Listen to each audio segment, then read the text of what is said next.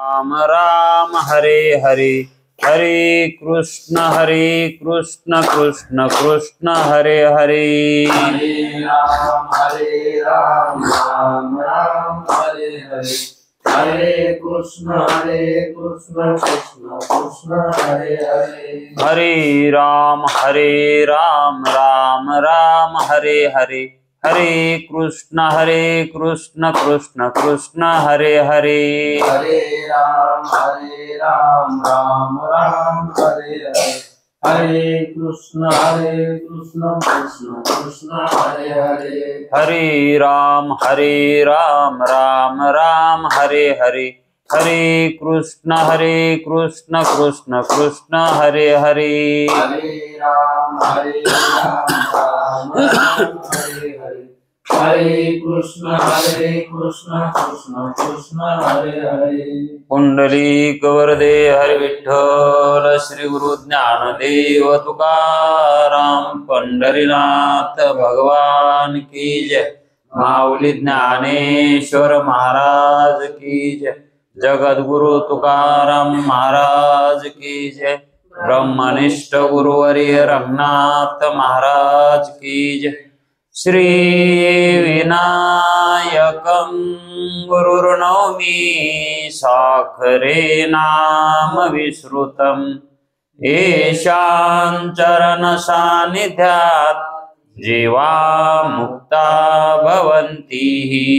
साखरे वंशविख्यातं ज्ञानदान परायणम्, विनायकं गुरुर्वन्दे भवबन्धविमुक्तये। श्रीरङ्गनाथं गुरुराजवर्यं मुमुक्षूणां ज्ञानदानेकदक्षं, प्रभावती क्षेत्रनिवासिनं नमामि वेदान्तविदां वरिष्ठं। पुण्डलीकवरदे हरिविठ्ठल, श्री गुरु ज्ञानदेव तुकाराम, पंढरीनाथ भगवान की जय। माऊली ज्ञानेश्वर महाराज की जय। जो आनंद सत्य प्रकाश, विभू आणि आधार नाम रूपास, बुद्धी न जाणे आणि जाणे ही त्यास, तो अपार शुद्ध परमात्मा मीच असे। माझे अपार स्वरूप समुद्रावरती, जणू तरंग ब्रह्मा विष्णू महेश गणपती, सूर्य चंद्र वरुण यम मिरविती, देवी कुबेर ही तैसेची। जो सर्वज्ञ आणि दयाघन, मुनी हृदयी ज्याचे करीती ध्यान, त्याचे बुद्धी उपाधी करुणा, मिथ्या भान मजची माझी होतसे। ज्याच्या अज्ञाने भाषे जगत, जसा दोरीवरी सर्प दिसत, परी दोई ठाई ना सर्प जगत, ते स्वतंत्र आणि स्वयं ब्रह्म मीच असे। पुण्य पुरुषी सदैव निष्काम, बोध प्राप्ती कारणे भजावा राम, तो मीच आहे आत्माप्त काम, तरी नमन कोणा करावे म्या, जयाचे केलिया स्मरण सकल मायेचे होय आदि करण।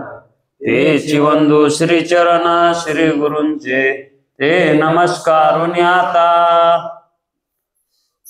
चला, विचारसागर तरंग चौथा।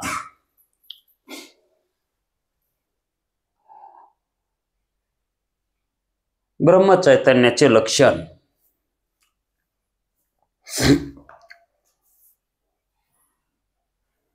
ज्यालाही कसल्याही प्रकारचे लक्षण नाहीत, जो अलक्षित आहे, त्याचं लक्षण सांगायचं म्हटल्यावर प्रश्न पडतो की त्याचं लक्षण कसं सांगावं। जे लक्षण ग्रहित असतं त्याचं लक्षण सांगता येतं, किंवा ज्याच्यावर लक्षण जातात त्याचं लक्षण करता येतं। पण ज्याच्यावर काही लक्षणच जात नाहीत, लक्षण सांगण्यासारखी दुसरी कोणती वस्तूच नाही, तर त्याचं लक्षण काय म्हणून सांगावं? म्हणजेच जे अलक्ष्य आहे आणि त्याचं लक्ष करायचं. लक्ष्य हे जर लक्ष्य स्वरूपात असेल तर त्याचं लक्ष करता येतं. पण ब्रह्म ही एक अशी वस्तू आहे की ती कोणत्याच लक्षणात बसत नाही. आणि मग तिचं कसं लक्षण करावं, कशी सांगावी ती? अहो, जे डोळ्यानं दिसत आहे ते डोळ्यानं पाहता येतं. वस्तू जी आहे आणि तिला आकार आहे, रंग आहे, रूप आहे, ती दृष्टीनं पाहता येईल. पण एखादी अरूप वस्तू आहे, त्या वस्तूला रूपच नाही आणि रंगही नाही. मग ती वस्तू म्हणू नये का? वस्तूला रूप असतंय, रंग असतंय, नाम असतंय. पण ब्रह्म या वस्तूला काय नाही? रूपही नाही, रंगही नाही आणि नामही नाही. आणि मग ती कशी दाखवावी, कशी सांगावी, कसं लक्ष करावं तिचं? ह्या गोष्टी कळणं फार कठीण आहे.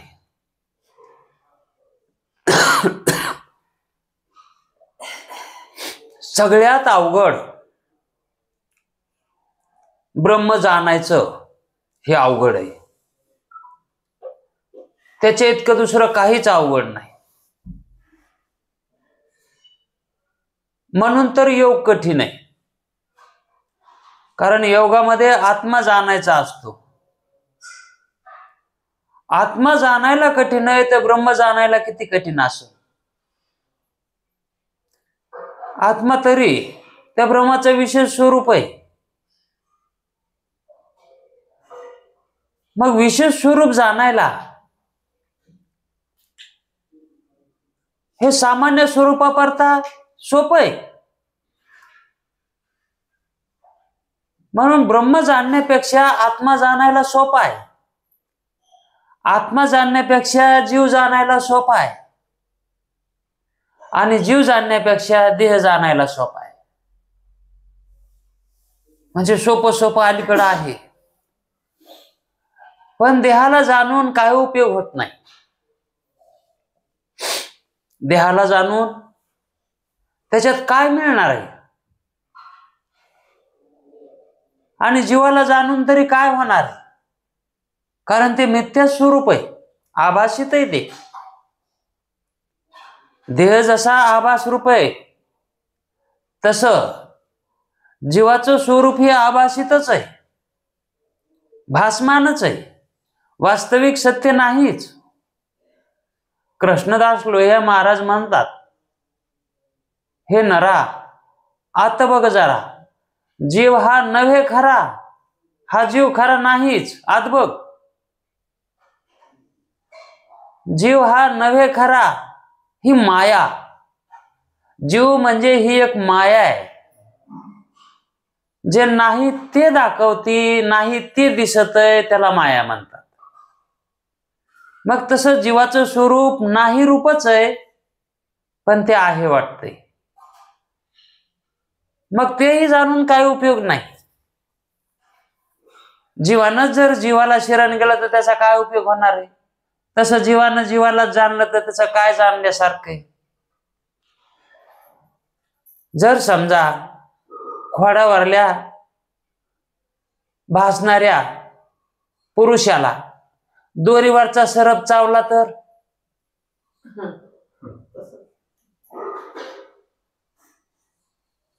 म्हणजेच ह्या क्रिया कशा आहेत? भासमान आहेत. तसं जीवानं जर जीवाला शरण गेलं तर तिथं काय फल लाभ होणार आहे? मग जीवानंच जीवाला जाणलं तर तिथं काही प्राप्त होणार नाही, आभासच हाती लागत. मृगजळामध्ये मासे धरल्यासारखं होईल. मृगजळामध्ये मासे धरल्यासारखंच होणार की हो. मग जीवानं काय जाणावं, तर त्यानं त्याचं खरं स्वरूप जाणावं. मग काय करावं, तर म्हणलं ईश्वर उपासना करावी, ईश्वर जाणून घ्यावा, आत्मा जाणून घ्यावा. आता आत्म्याचं तरी आत्मा पण, ईश्वराचं ईश्वरत्व हे तरी आभासितच आहे ना. मग ते जाणून जीवाचं काय होणार आहे, बंध तुटवल. ईश्वराचंही स्वरूप मायारूपच आहे, तोही मायावीच आहे. मग ईश्वराला जाणून जीवाला जन्म मरण टाळता येतं का, टळेल का? कारण त्याचंही स्वरूप कसं आहे, माया रूपच आहे. आणि माया म्हणजेच यम आहे. माया म्हणजेच काय, त्या मायालाच यम म्हणतात. आणि यम हे मायाच आहे.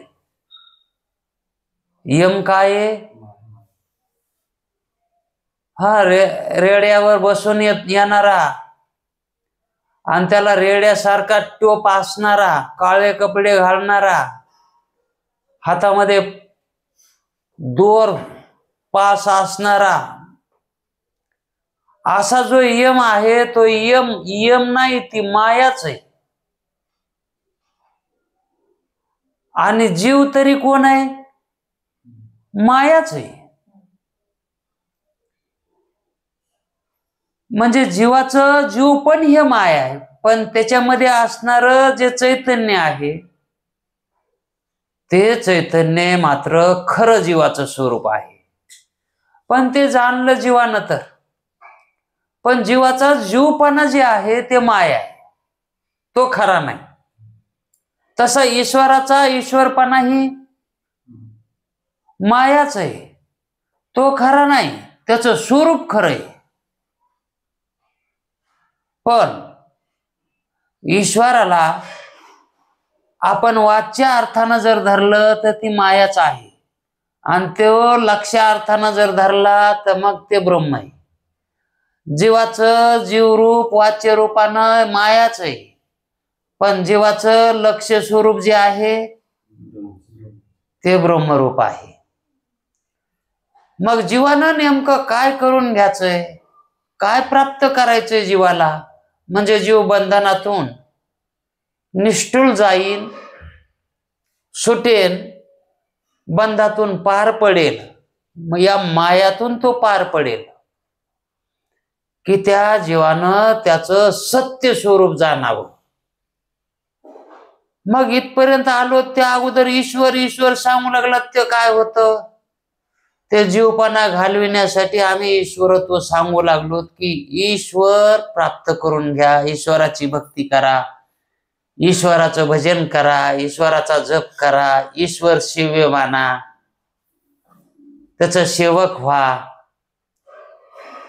हे इथपर्यंत घुलवीत जीवाला आणावं लागतंय. पण आता घुलवी कवर करावं, लेकरू लहान आहे तवर त्याला घुलवी करायची. पण आता लेकरू लग्नाला आलंय तरी त्याला आताऱ्या बसले खेळणे कवर घेऊन द्यावा. मग त्याला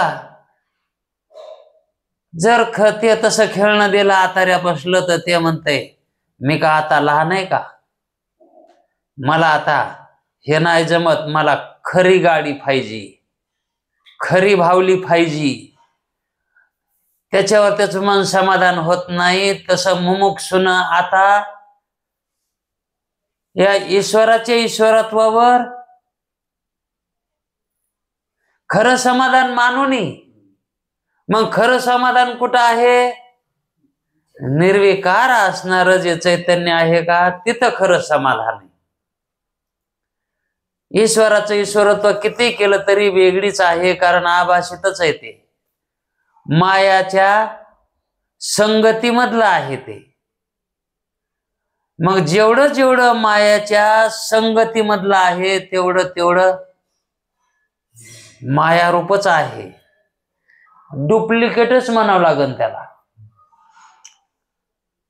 तसं आपणाला जन्म मरणाला कारण हे मायाच आहे. जन्म मरणाला कारण मायाच आहे. आणि ही माया त्रिगुणात्मक आहे. मग तिच्यामध्ये कोणता गुण कधी जास्त होईल आणि कोणता गुण कधी कमी होईल हे काय सांगता येत नाही. म्हणून माया सोडून दिलेलीच चांगली. मायात राहून दक्ष राहणं कधीतरी फसवेगिरी होणारच आहे.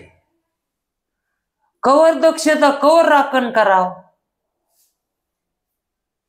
कारण चोरांची संख्या अधिक आहे आणि राखणदार एकच आहे. ते कवर जागा राहणार आहे. त्याच्यामुळं अनेक आहेत ना चोर, म्हणून ते मालच त्याग करून टाकावं. मालच चोर कशामुळे यायले? त्या मालाला यायलेत. कारण मायावी चोर आहेत आणि ते मायावी चोर सत्य पदार्थाला नेत नाहीत. ते मायावीच पदार्थ नेणार. जसा स्वप्नातला चोर जागृतीतलं काही करू शकत नाही. स्वप्नातला चोर जागृतीतली एकही वस्तू नेत नाही. मग जागृतीत राहणं हे बिनगोर आहे स्वप्नातल्या चोरापासून, आहे का नाही?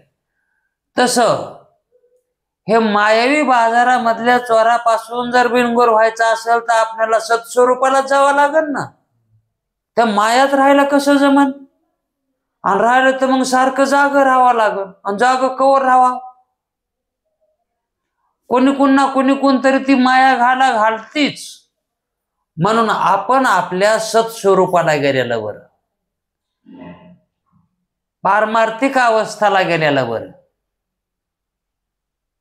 मग ती पारमार्थिक अवस्था कोणती आहे? परमात्म्याची, जो परमात्मा आहे. मायाच्याही पलीकडे जो आत्मा आहे तो परमात्मा. मायातल्या आत्म्याला परमात्मा म्हणत नाहीत. आता कुठं कुठं तसं त्याचं संबोधन करतात, पण त्याचा लक्षार्थ घ्यावा लागत आहे. ईश्वरालाही कुठं कुठं ब्रह्मता देतात, पण त्याचा लक्षार्थ करून घ्यावा लागतंय अर्थ त्याचा. नाहीतर ईश्वर ब्रह्म कसा असू शकेल? हा जो अर्थ आहे हा काही ग्रंथकार वापरतात, तशा अर्थाने ईश्वराला ब्रह्मता देतात. आता रामकृष्ण दिकांना ही ब्रह्मता दिली नाही का पुराणवाद्यांनी? त्यांनाही देतात.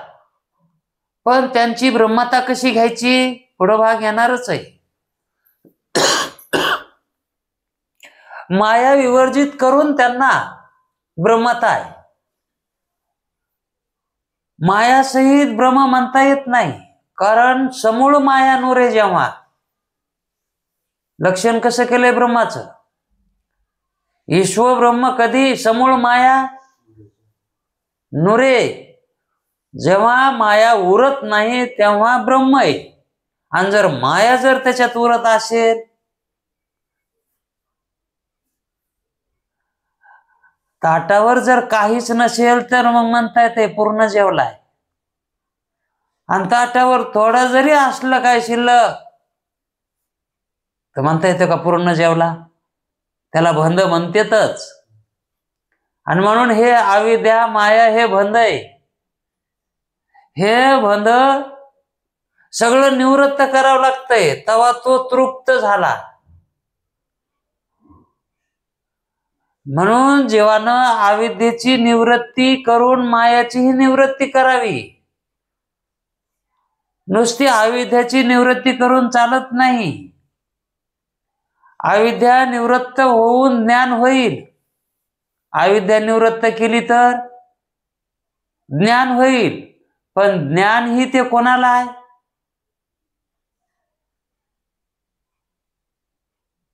जे अंतःकरणोपही चैतन्य आहे त्यालाच आहे ना. आणि त्या ठिकाणी त्या ज्ञानाचा तो साक्षी उरायलाय. मग साक्षी का व्हायना, पण कोणाचा साक्षी आहे तो? चोराचाच, अंतःकरणाचा साक्षी व्हायलाय. तसा मायाचा ईश्वर साक्षी आहे. जसा अविद्याचा जीव साक्षी आहे. अविद्याचा कोण आहे साक्षी? मी अज्ञानी कोण म्हणायला? जीवच म्हणायला आहे का ना, तो साक्षी आहे. तसा मायाचा साक्षी ईश्वर आहे. आणि साक्षीत्व उरणं हा बंदच आहे. साक्षी रूपानं राहणं बंदच आहे. तुमच्या मनानं चोरालाच कोर्टात जावं लागतंय का? साक्षीला बी जावं लागतंय. आणि कोर्ट म्हणजेच शिक्षाच आहे. ती तिथं जाणं, त्याची पायरी चढणं म्हणजे शिक्षाच आहे. म्हणून साक्षी सुद्धा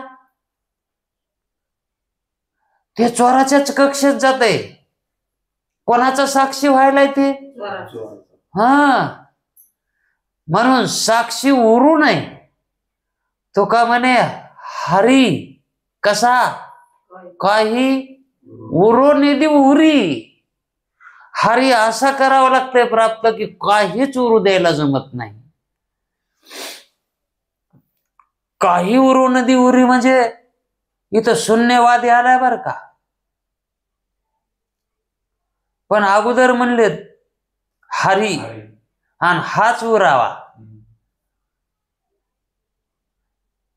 आणि काही, जे काही म्हणू नये, जे काही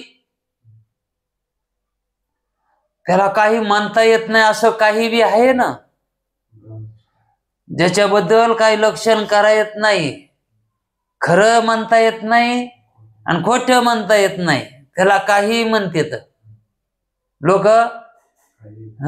त्याला खरं नसलं तरी खरं म्हणतात, खोटं असलं तरी बी खरं म्हणतात. त्याला म्हणते काही. हे काही उरू निधी. उरीला काही, तसं वटकनाला काही राहू नये. वटकन आता ब्रह्माला जर, ब्रह्माच्या ताटाला जर वटकन लावायचं म्हणलं तर मायाचं वटकन लावायला जमन का? म्हणून ते ताट कसं आहे, त्याला वटकनाची गरजच नाही.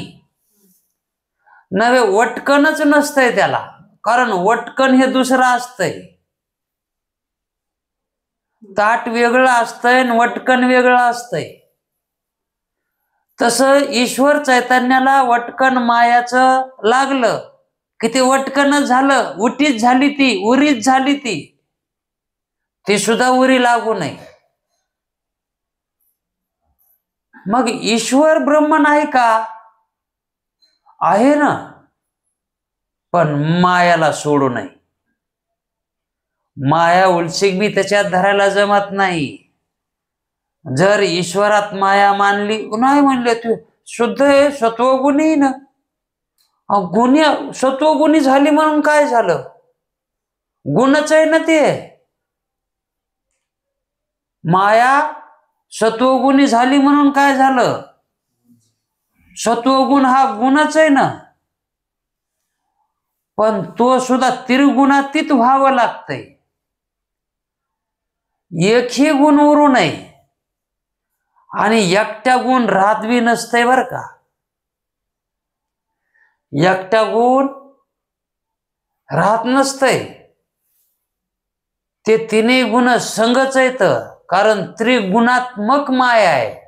ही मायाच 3 गुणानं बनली. ती एका गुणानं राहतच नाही. अहो, ती गुणानंच राहत नाही. तिला जर नसलं राहायचं ना, ती गुणानं राहतच नाही. याचा अर्थ काय घ्यावा आता? गुणानं म्हणजे आगाऊपणा करते ना. आणि ती गुणानं राहत नाही, म्हणजे गुण नसले तर राहत नाही. आणि गुणानं बी राहत नाही. गुण असल्यावर गुणानं राहत नाही ती, आणि गुण नसले की ती गुणानं राहत नाही. अशी ती माया आहे. म्हणून त्या मायाला गुणरहित करावं लागतंय. आणि जिथं गुणच नाही तिथं मायाच नाही. त्या गुणालाच माया म्हणते. तो ते गुण आहेत ना, तिने जाग्यावर आले की ती मायाच होती. आणि ते गुण तुमच्या मनानं उगच राहतेत का? ते गुण कार्याला कारण होते. गुणच हे कार्याची उत्पत्ती कशामुळे? गुणामुळेच आहे ना. आणि मग हे गुण उगच राहते का? काहीतरी त्या ठिकाणी ते कशात तरी कमी अधिकपणा होतय आणि काहीतरी निर्माण होतय त्या गुणानं.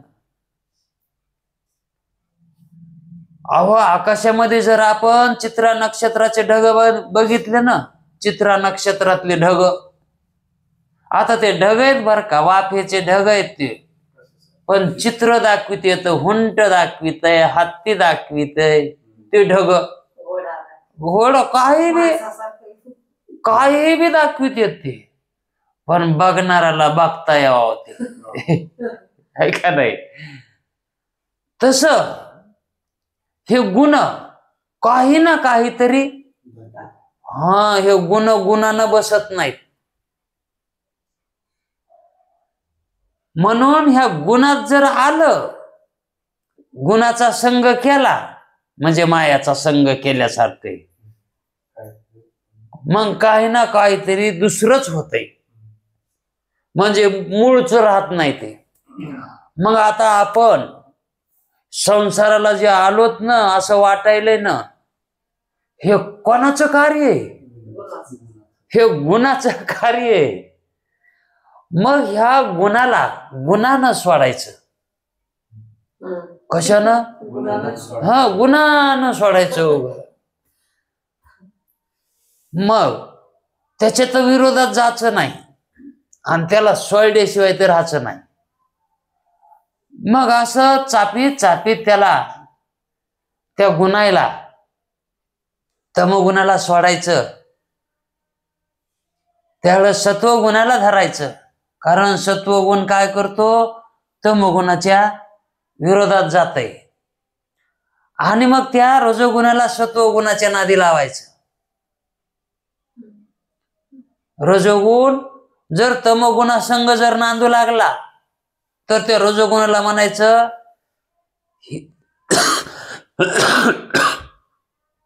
त्या रजोगुणाला तमगुणाच्या कांड्या करायच्या. हे असाच आहे, ते तसाच आहे, तिथं गेलास तर तुला चांगलं मिळन, रजोगुणाला. आणि रजोगुणाला जर सकाळी फुस दिली की ते फुगत आहे रजोगुण. त्याला जर सक्तीची वाहवा केली की ते फुगत आहे, आणि मग त्याला फुगून सत्वगुणाच्या नादी लावायचं. म्हणजे गुणानं कसे गुण सोडायचे? मग त्या सत्वगुणाच्या नादी संगतीला जर रजोगुण राहिला की सत्वगुण काय होतो? बळकावटतो, त्याच्यामध्ये बळ येतंय. आणि त्याच्यात बळ आलं की तमगुणाला दाब येतंय, आणि तमगुण दाबला की सत्वगुणाची वाढ होते, आणि सत्वगुणामध्ये ज्ञान होतंय. सत्वगुणात काय होतंय? ज्ञानाची उत्पत्ती होती. कोणत्या ज्ञानाची? आपण कोण आहेत हे आपल्याला कळत आहे. ते ज्ञान काय करतंय? त्या तमगुणाला म्हणजे अज्ञानाला घालवित आहे. अज्ञान गेलं की आपण कोण आहेत हे कळत आहे. आणि मग ते कळाल्या तुमच्या मनानं ते गुण का चांगला आहे का? पुन्हा सत्वगुण, ती इंगळी चावलेली उतरूस तर म्हणतात सत्वगुण लावा. पिक्चरच्या टाकीत पिक्चर बघूस तरच बसू देत येत, पुन्हा जमत नाही बसायला. पुन्हा पिक्चर बी नसतंय, उगं कोंडून घेतल्यासारखं होणार तिथं बसलात तर. तसं सत्वगुणात बी राहणं हे कोंडून घेतल्यासारखंच आहे, म्हणजे ती बी बद्धतच आहे, उघडं नाही तिथं. म्हणून गुणातीत होणं, तेही गुण त्यागणं, याला म्हणायचं गुणातीत होणे. आणि मग तो रजोगुण राहिलेला तोच अहम ब्रह्मास्मीपणानं उठतो, तो रजोगुण. कारण जे मी सर्व म्हणून तो रजोगुणच म्हणतो. म्हणजे अहंकार जो आहे, जीव झालेला जो अहंकार आहे, तोच अहंकार मी ब्रह्मरूप आहे म्हणून उठतो. मग तो अहंकार एकदा जर ब्रह्मपदाला गेला की मग त्या ठिकाणी तो सत्वगुण येऊ देऊ नये किंवा त्याला सत्य समजू नये. सत्वगुणाला सुद्धा सत्वगुण म्हणजेच माया आहे आणि तमोगुण म्हणजेच अविद्या आहे. तमोगुण म्हणजे अविद्या आणि सत्वगुण म्हणजेच माया आहे. म्हणून गुणातीत होऊन आपलं स्वरूप पाहावं. आणि ते जर स्वरूप आपण जाणलं तर खरं ब्रह्मस्वरूप तो जीव त्यावेळेस स्वतःच्या ज्ञानाला प्राप्त होतो. मग ते ज्ञान त्याला सत्य ज्ञान म्हणतात. सत्य ज्ञानानंत, सत्य ज्ञानानंत गगनाचे प्रावरण नाही, गुण वर्ण नाही जेथे. म्हणजे तिथं गुण बी कोणताच गुण नाही, वर्णही नाही.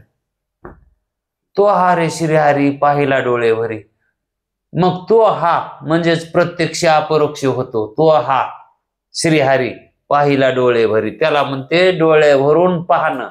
आणि माया सगत पाहणं याला डोळं भरून म्हणत नाहीत. मायासहित तो पूर्ण जाणला जात नाही.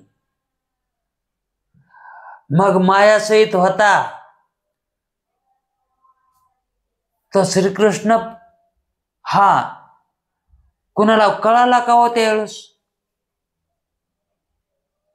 कोणाचा विश्वास बसू लागला का हा परमात्मा आहे म्हणून? श्रीरामाला तरी म्हणू लागले का हा देव आहे म्हणून?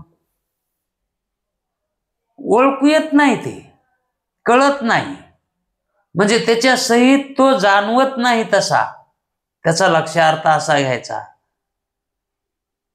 मग तो खरा कसा आहे तर त्यानंच सांगितलाय खरा कसा आहे, आणि त्यालाच सांगता येते खरा कसा आहे. कारण अर्जुनाला जो सांगितलंय ते त्यानंच सांगितलंय.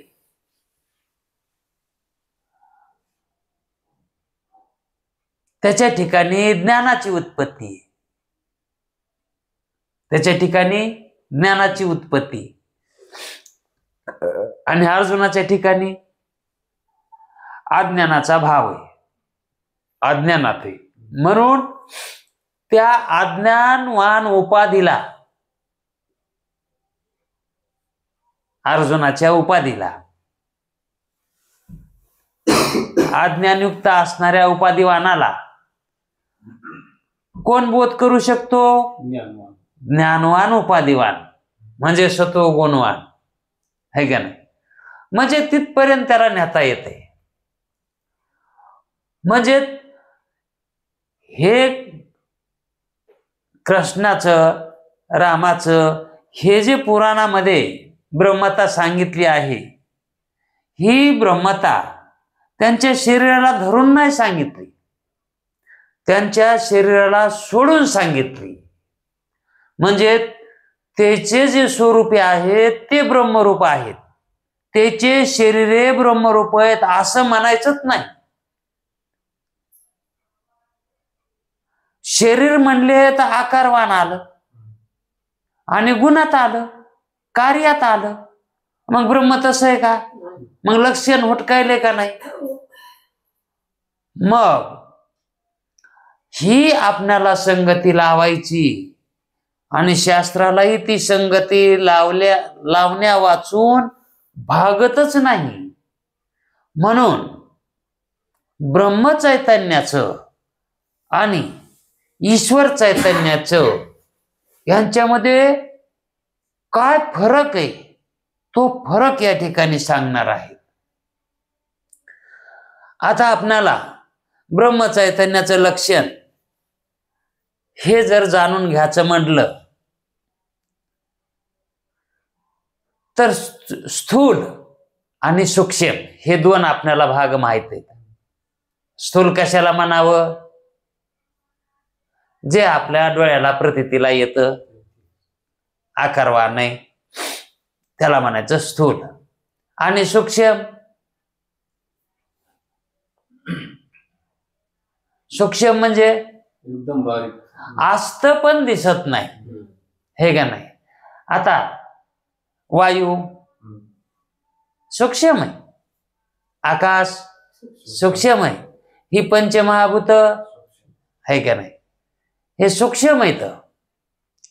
मग हे जे सूक्ष्म आणि स्थूल, ज्ञात आणि अज्ञात, अज्ञात आहे पण माहित नाही, अज्ञात, त्याला काय म्हणायचं? अज्ञात. आणि ज्ञात आहेही आणि कळायलंही. मग हे ज्ञात अज्ञात, स्थूल सूक्ष्म अशा सर्व पदार्थाच्या आत बाहेर, स्थूलाच्याही आणि सूक्ष्माच्याही आतही असतं आणि बाहेरही असतं. त्याला काय म्हणायचं? ब्रह्म. त्याला म्हणायचं सच्चिदानंद एकरूप असे जे परिपूर्ण चैतन्य, ते ब्रह्म चैतन्य. स्थूलाच्या आणि सूक्ष्माच्या आत बाहेर असतं आणि त्याच्यातही असतं. ते कायला सोडायचे? हा, म्हणजे तिन्ही ठिकाणी, म्हणजे आतही आहे आणि बाहेरही आहे आणि मधी बी. हा, घर कोंडीले म्हणले ना, हा, आता हरी आणि बाहेर हरी, हरीने हा, म्हणजे हरीमध्ये घर कोंडून जात असा हरी, ते ब्रह्म चैतन्य, ते व्यापक चैतन्य म्हणायचं. त्यालाच महाआकाशाची उपमा दिलेली आहे. ते महाआकाशाप्रमाणे व्यापक असल्यामुळे कोणाच्या जवळ आहे आणि लांब आहे असं काही म्हणता येतच नाही.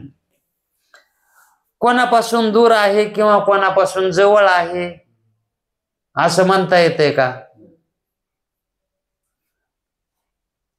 म्हणजे सर्व व्यापक वस्तू ही दूर आणि लांब म्हणताच येत नाही. आता किती व्यापक आहे, इतकी व्यापक की सर्व तीच आहे. हा, मग आता आपल्यापासून ती किती दूर आहे? दूर म्हणताच येत नाही ना. आणि जवळ तरी म्हणता येते का? हा, जर समजा आपण समुद्राच्या मध्यभागात उडी टाकली तर समुद्र किती लांब आहे, किती जवळ आपल्याला? लांबी नाही, जवळ बी नाही, आहे का नाही. तसं ब्रह्मचैतन्य हे जवळही म्हणता येत नाही आणि लांबही म्हणता येत नाही, स्थूलात बी म्हणता येत नाही आणि सूक्ष्मातही म्हणता येत नाही. अहो, स्थूल सूक्ष्म जे आहेत हे कल्पित येतं, त्याच्या ठिकाणी हे कल्पित येतं, वास्तविक ते नाहीतच. म्हणजेच त्याच्या जवळ किंवा लांब वस्तू म्हणलं की कल्पित आली ना. वास्तविक पाहता त्याचं लक्षण करायच येत नाही. ब्रह्मचैतन्याचं लक्षण आता हे ढोबळ मानानं करणं, हे बी आता काहीतरी वस्तू एक घे नाही. हा, आता ती वस्तू बी कशी, ती बी खरी नाही वस्तू घ्यायची, ती का खरी वस्तू आहे का? लक्षण करण्यासाठी खोटी वस्तूला जवळ करावं लागायला. मग त्याचं लक्षण कसं व्हायलंय, कशानं व्हायलंय? खोट्यानंच व्हायलंय का नाही? आणि मग त्याचं लक्षण करणाऱ्याला पाप नाही तर काय हो?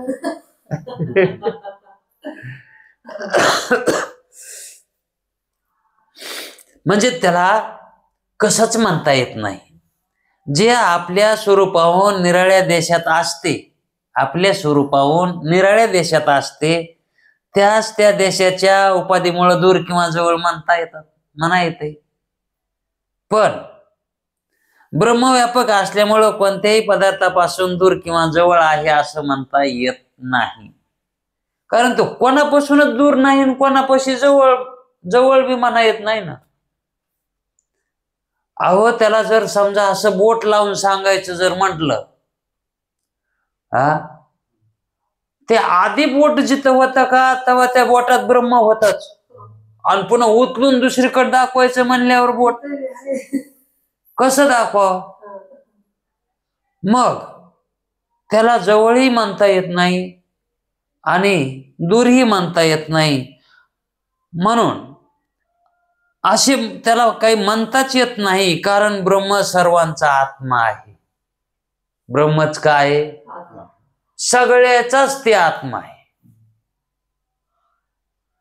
आता सगळ्याचाच आत्मा ते म्हणल्यावर तिथं दुसरं कोणी उरायलंय का? कारण एकच वस्तू सगळा झालाय आणि सगळ्या वस्तू ते एकच झालाय. सगळ्या वस्तू जे झाल्यात ते एकच केल्यात.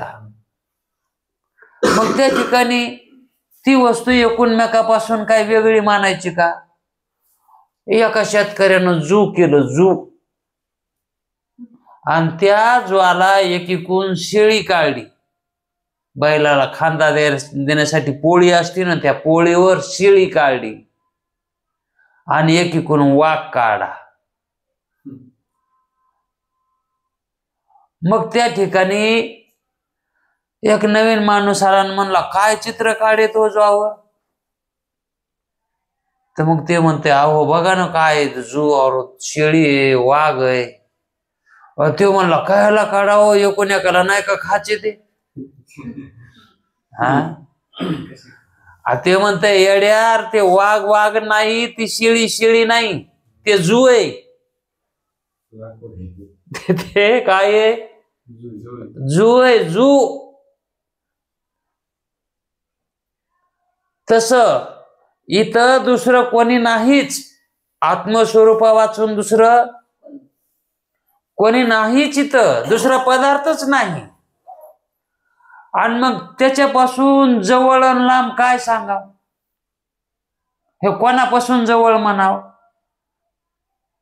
ब्रह्म ही वस्तू अमुक याच्यापासून ती इतक्या अंतरावर आहे किंवा इतक्या अंतराच्या अलीकडे आहे.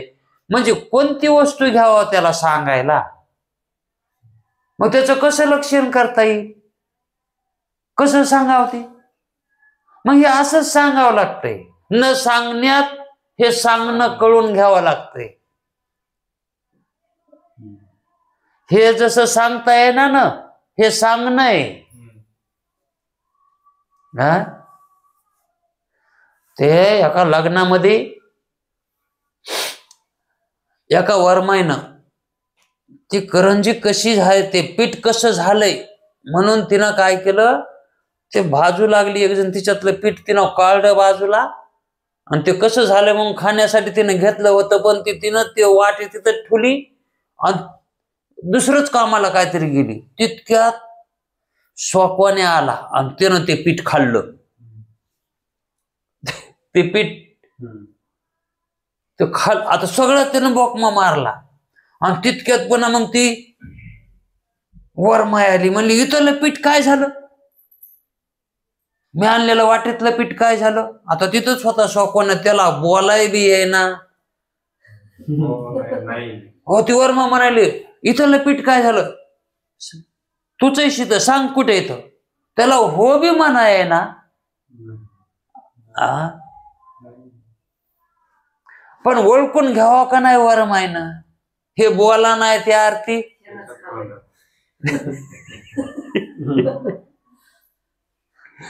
आणि ते जर बोलला तर पुन्हा तिला दिसन का? ते पीठ सगळं तिच्या तोंडावर जाईल ना. तस न सांगण्यात काय हे? हे न बोलण्यात बोल नाही. न कळण्यात कळ नाही, हा, आणि न बघण्यात बघणे. असं हे त्याचं स्वरूप जाणावं लागतंय. कोणाचं? ब्रह्म. आणि ते स्वरूप कोणाचं आहे? आपलंय. आपण तशी येत, आणि ते कळण्यामुळं आपण इतकं काय केलंय, इथपर्यंत ही खटाटप केली का, ते कळण्यामुळं केली. आणि मग आता हे कळाल्यावर ईश्वराचं काय करावं?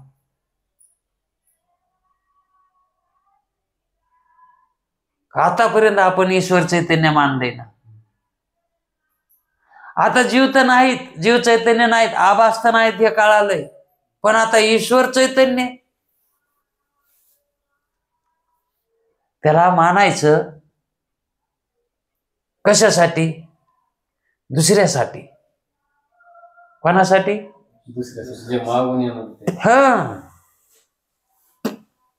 ते कारण आपण ज्या शिडीनवरी चढलो,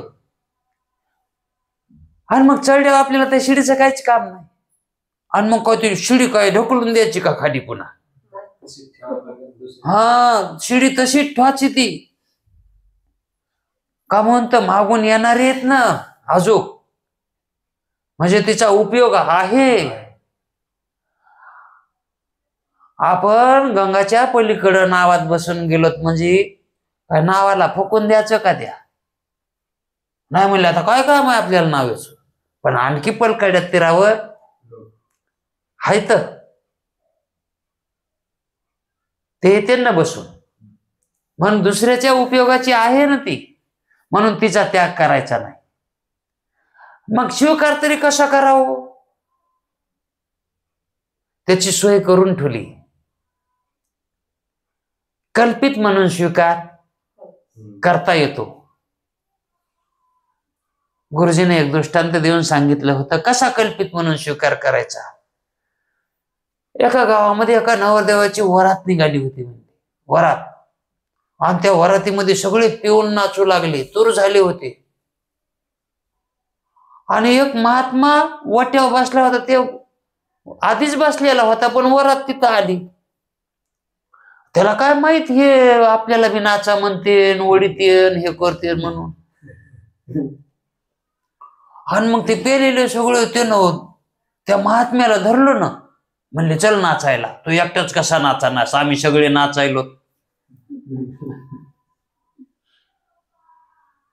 आणि त्याला बसवू देनात, त्याला त्याचे बळच हात दोन दोघं वरी करायले, तर त्याला हलवायले, तर त्याला नाचविलेवणी करायले. ते म्हणला हे उगच बसत नाहीत गडी, आता नाचल्याशिवाय नाचावत लागत आहे. पण ते का दारू पेल्याला होता का? है का नाही? आणि ते बाकीचे सगळे धुंदीत होते, ते भान हरपून नाचू लागले ते. आणि मग याला नाचावत लागलं ना तिथं, नाही तर मग बेजार करू लागले. मग तो बी नाचू लागला, मात्र भान ठेवून, है का नाही? कल्पित म्हणून. तसं या ठिकाणी ईश्वर हे मानायचा, परमार्थ करायचा, पण कल्पित म्हणून. हा, आणि तीच भेदामधली, कल्पित भेदातली भक्ती, तीच खरी भक्ती आहे. कल्पित भेदातला केलेला परमार्थ तोच खरा परमार्थ होतो.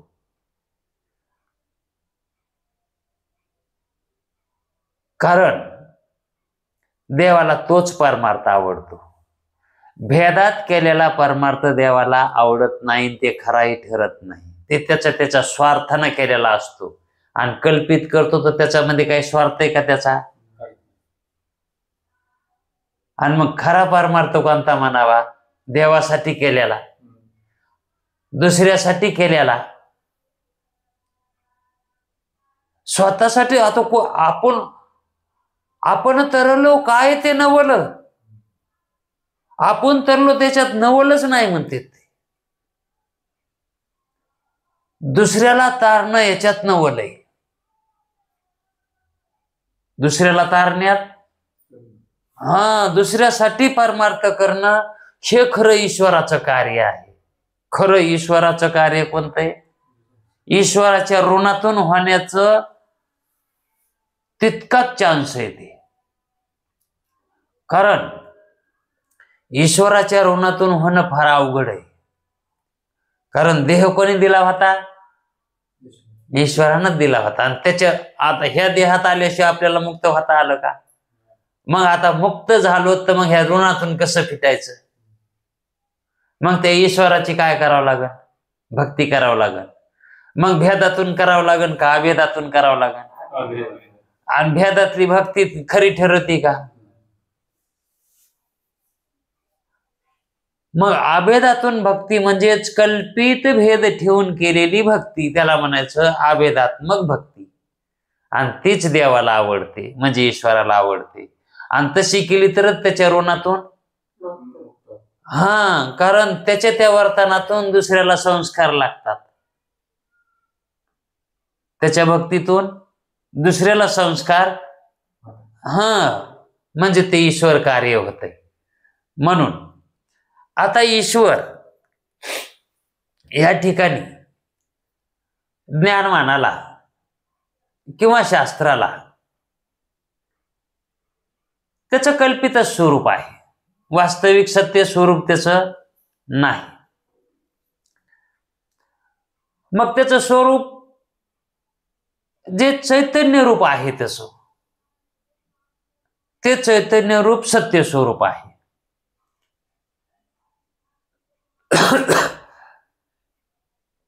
मग ईश्वर आणि ब्रह्म हे जे दोन शब्द आहेत, हे दोन शब्द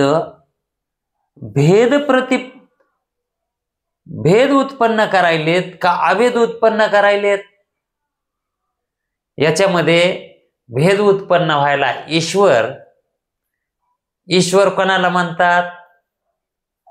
मायानं युक्त आहे त्याला म्हणायचं, किंवा मायेमध्ये पडलेला आभास. मायेत पडलेला आता अविद्येत पडलेला आभास खरा नाही तर मायेत पडलेला तोही आभासच मानावा लागेल का नाही? मग त्या ठिकाणी कसं त्याला सत्य मानावं? पण शास्त्र म्हणतं कोणी कोणी ईश्वरालाच ब्रह्मता देतात, हे न कळण्यात देतात. हा भ्रमच आहे ईश्वराला. पण कुठे कुठे ब्रह्मता दिलेली आहे, पण ती लक्षणा करून दिलेली, लक्षणा न करता नाही दिलेली, जाणून दिलेली ती. आणि तसं जाणून बोललेलं वेगळं आहे आणि न जाणता बोललेलं है का नाही? एखाद्याची वस्तू आणली आणि ती वापस नेऊन देताना त्याला म्हणावं लागतंय हे तुमचं मी नेलेलं ठालो बर का, हिंग बर का, असं म्हणावं लागतं. त्याच्या मुकाट्याच नेऊन ठेवली तर त्याला वाटतंय का दिली म्हणून? मग जाणून केलेला व्यवहार वेगळा आहे आणि अजाणतेपणात. मग तसं ईश्वराचं ईश्वरत्व जाणून ईश्वरत्व मानणं हे निराळ आहे. जीवाचं जीवत्व हे जाणून ते वेगळं आहे. पण न जाणता जीवाचं जीवत्व मानणं. आणि जर कोणी आता आपल्याला म्हणलं तुम्ही जीव नाहीत का? हो आम्ही जीव नाही तो कोण येतो? आता जीव दशेला चालवतो आम्ही, तर जीव नाही तो कोण येतो? आणि जर त्याला म्हणलं नाही आम्ही जीव नाहीत आम्ही ब्रह्मरूप आहे, ते म्हणते दाखव कुठे कसं आहे ब्रह्म. मग काय दाखव त्याला? मग त्याला म्हणाव का दिसा का मी तुला? ते म्हणते तू शरीर दिसायले, तू कुठं दिसायलास? तू दाखव ना कुठे. मग हे जाणतेपणा कसा आहे? हे ओळखीनेपणात आहे. हे जाणणेपणा कसा आहे? म्हणून ओळखीला हरी.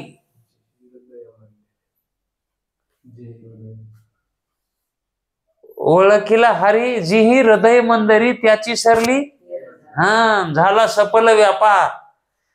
त्याला म्हणतात ओळखीनं.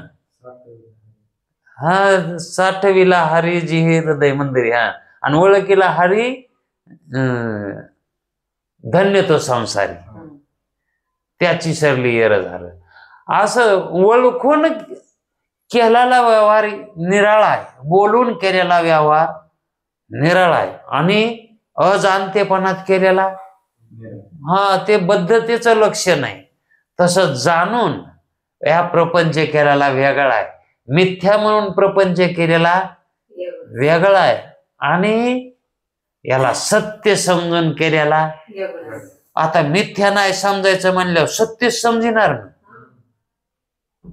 त्याचं मिथ्यात्व नाही कळालं म्हणजे सत्यत्वच कळायलंय, हे का नाही. आणि सत्यत्व त्याच्यावर गेलं म्हणजे मिथ्याच होतंय. कारण दुसरा कोणताच शब्द त्याच्यावरलं सत्यत्व घालविणारा नाही, कारण मिथ्यात्वच सत्य घालवित आहे. कारण ते खरं खोट आहेत ना, ते खरे खोटे ते घालवित नाहीत त्या सत्याला, हे मिथ्या मात्र.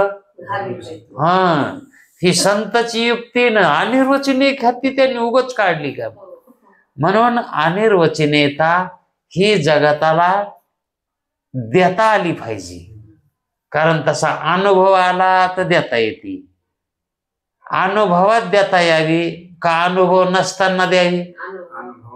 कारण काय का अनुभव नसतानाही देतात ना. जगत काय खरं आहे का हो. मसन वाटेत गेल्यावर म्हणतात ना काय खरं नाही माणसाचं, आहे का नाही. तिथं गेल्यावर म्हणतात काय खरं नाही, पण ते खरं नाही म्हणणं त्याचं कसं खरं आहे, ते खरंच नाही, जाणून नाही ना.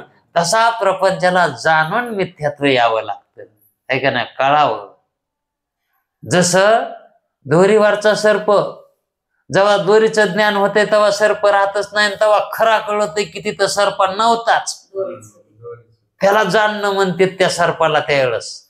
तसं या संसाराला जाणणं म्हणजे याचं मिथ्यात्व खरं कळलं नाही, आणि त्याचं खरं मिथ्यात्व केव्हा कळतंय, आपलं सत्स्वरूप कळाल्यावर. आपलं सत्स्वरूप आपल्याला नाही कळलं तर संसाराचं मिथ्यात्व कसं कळत. आणि ते स्वरूप जाण्याच्या अगोदरही मिथ्यात्व कळत आहे, पण ते खरं कळत नाही, ते मिथ्यात्व का मिथ्यात्वानं कळत नाही, ते मिथ्यात्वानं कळत नाही. म्हणून संसाराचं मिथ्यात्व मिथ्यात्वानंच कळावं, ते सत्यत्वानं कळू नये आणि असत्यत्वानंही कळू नये.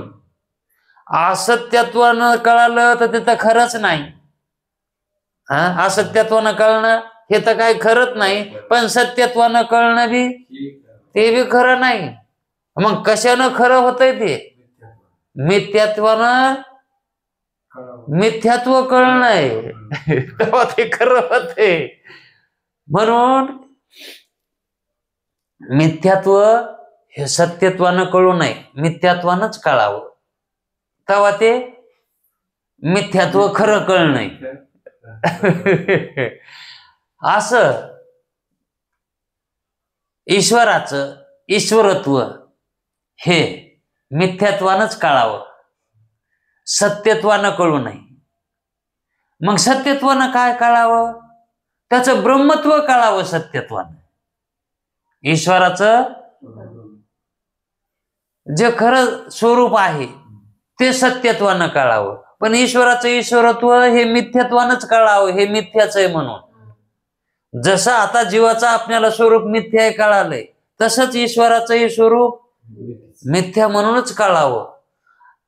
हे ब्रह्म आणि ईश्वर याच्यातला भेद आपल्याला बघायचा आहे, आणि तो भेद खरा कळावा. ते कळण्यासाठी आता आपण जे काय बोललो ते त्याला पूरक ठरणार आहे. उद्याच्या वेळामध्ये आपण ब्रह्म व ईश्वर यातील भेद ही हेडिंग पाहायची आहे. तोपर्यंत इथं थांबू. पुंडलिक वरदे हरी विठ्ठल.